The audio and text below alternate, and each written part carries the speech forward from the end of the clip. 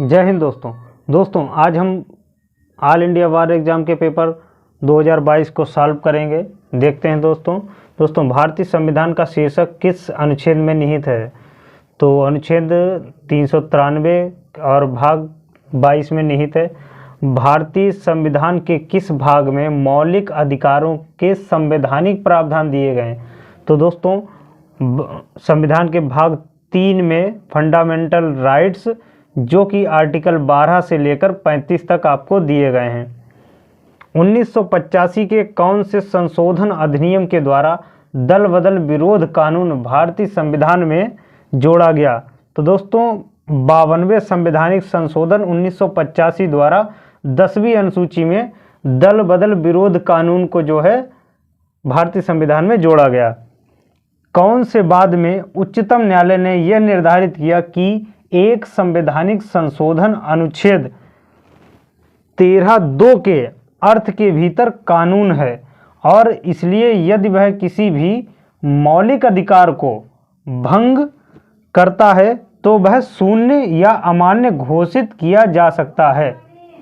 तो दोस्तों इसका उत्तर देखते हैं गोलकनाथ बनाम पंजाब राज्य 1967 में।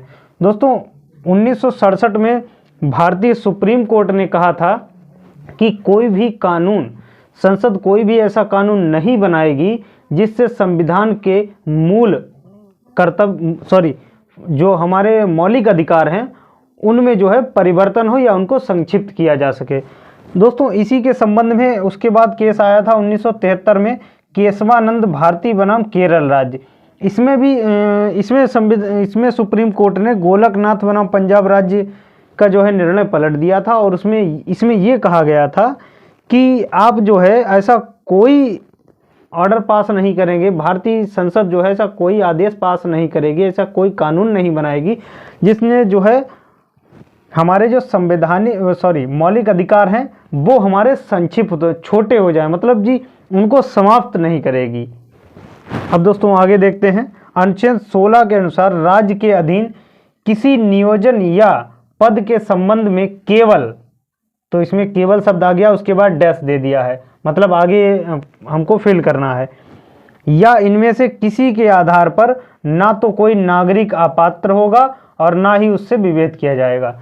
तो दोस्तों इसमें पूछा गया है कि ऐसा क्या होगा जिसके आधार पर किसी नागरिक के साथ विभेद नहीं किया जाएगा। तो दोस्तों हम देखते हैं भारतीय संविधान के अनुच्छेद 16 का सब क्लास 2 हमें बताता है कि हम भारत के किसी भी नागरिक के साथ धर्म, मूलवंश, जाति, लिंग, उद्भव, जन्म स्थान, निवास स्थान आदि के आधार पर किसी भी नागरिक से हम विभेद नहीं करेंगे, ना ही उसे किसी सरकारी नौकरी में इस तरीके का, जो सरकारी नौकरी या प्राइवेट नौकरी में इस तरीके का कोई भी हम जो है वो आर्टिकल नहीं रखेंगे जिसके आधार पर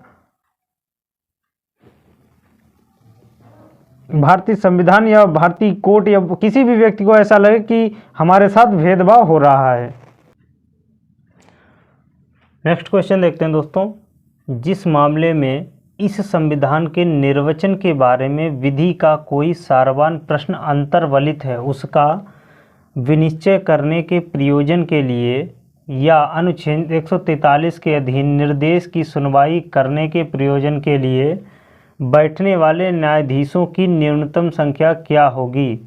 तो दोस्तों अनुच्छेद 143 के अधीन निर्देश की सुनवाई करने के लिए बैठने वाले न्यायाधीशों की संख्या 5 होगी।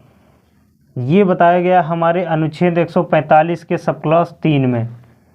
दोस्तों भारतीय संविधान के अनुच्छेद 300A के अनुसार किसी को उसकी संपत्ति से विधि के प्राधिकार से ही वंचित किया जाएगा, अन्यथा नहीं। तो दोस्तों इसमें डैश दिया हुआ है, इसमें हमको बताना है। तो दोस्तों इसमें व्यक्ति, नागरिक, विदेशी या भारतीय, तो इसमें जो है व्यक्ति आएगा। भारतीय संविधान के अनुच्छेद 301A के अनुसार किसी व्यक्ति को उसकी संपत्ति से विधि के प्राधिकार से ही वंचित किया जाएगा, अन्यथा नहीं।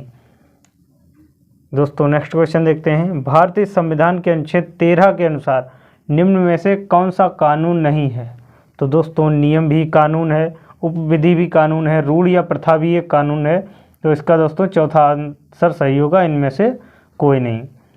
नेक्स्ट क्वेश्चन देखते हैं। कौन सी अनुसूची भारतीय संविधान की संघ सूची, राज्य सूची और सम्मति सूची से संबंधित है?